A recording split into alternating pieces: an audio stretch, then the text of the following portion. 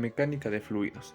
La mecánica de fluidos estudia el equilibrio y movimiento de los fluidos, ya sea que se encuentren estos en reposo o en movimiento, que se da por el efecto de la presión y otras fuerzas externas. Hidrostática. La hidrostática es la rama de la mecánica de fluidos que estudia el comportamiento de fluidos en reposo que se encuentran encerrados en contenedores indeformables por la presión. Principio de Arquímedes. El principio de Arquímedes afirma que todo cuerpo sumergido en un líquido, ya sea total o parcialmente, sufrirá un empuje vertical igual al peso del volumen del líquido desplazado. Este principio va a ser el que se aplique durante la primera parte del proyecto. Como se indica en el primer ejercicio, lo que se necesita será un recipiente con agua, un rectángulo de madera y monedas de 50 centavos. Lo primero que se debe hacer es calcular el volumen del agua en el recipiente como se va a mostrar en pantalla. Después de hacerlo, debemos hacer lo mismo con el rectángulo de madera y la moneda de 50 centavos.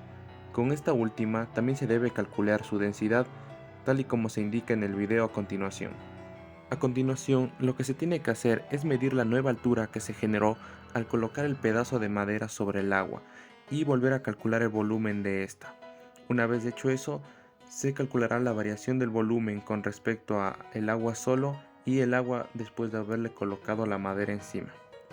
Una vez con este dato, podemos calcular la fuerza de empuje que genera esta madera sobre el agua. La fórmula del empuje se da por la densidad del líquido, la variación del volumen que hubo en esta y la gravedad que hay presente.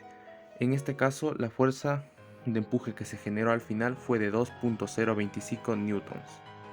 A continuación, lo que se hace es colocar la primera moneda, volver a calcular la nueva altura y medir el volumen una vez más.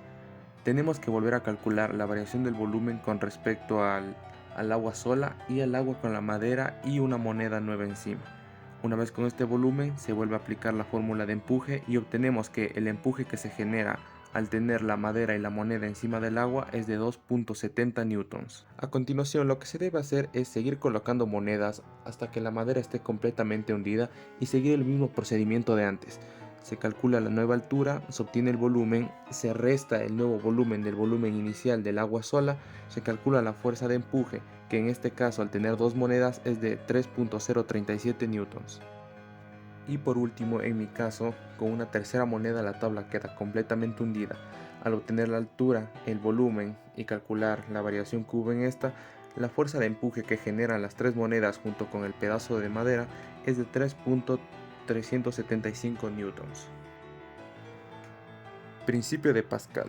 El principio de Pascal establece que la presión aplicada sobre un punto de un fluido será transmitida con la misma intensidad a todo el líquido si éste se encuentra en reposo. Como se indica en el segundo ejercicio, los materiales que se necesitan son un tubo de aproximadamente 25 centímetros, agua, aceite y cinta. Lo primero que hacemos es doblar el tubo en forma de U. En este vamos a introducir agua hasta un 50% del tubo aproximadamente. Después introduciremos aceite en uno de los ramales y esperaremos hasta que se estabilice. Una vez hecho esto, vamos a utilizar las fórmulas para calcular la densidad del aceite. Usaremos la fórmula de variación de presión en A es igual a la variación en presión de B. Esta se puede separar en densidad, gravedad y altura del líquido para ambos. Y después vamos a despejar la densidad del aceite pasando su altura a dividir, lo que nos dejaría que la densidad del aceite es igual a la densidad del agua por la altura del agua sobre la altura del aceite. Y en este caso la densidad del aceite es de 921.05 kilogramos sobre metros cúbicos. Para la segunda parte del ejercicio, lo que se hace es introducir más aceite en uno de los ramales del tubo y con la densidad que encontramos en la parte anterior, vamos a calcular la nueva altura y comprobaremos si es la correcta. Utilizando la misma fórmula de antes, lo que se hace ahora es despejar la altura del aceite, dando que la altura del aceite es igual a la densidad del agua por la altura del agua sobre la densidad que encontramos antes. Y dando en este caso que la altura es de 5 centímetros, siendo que coincide con la altura real.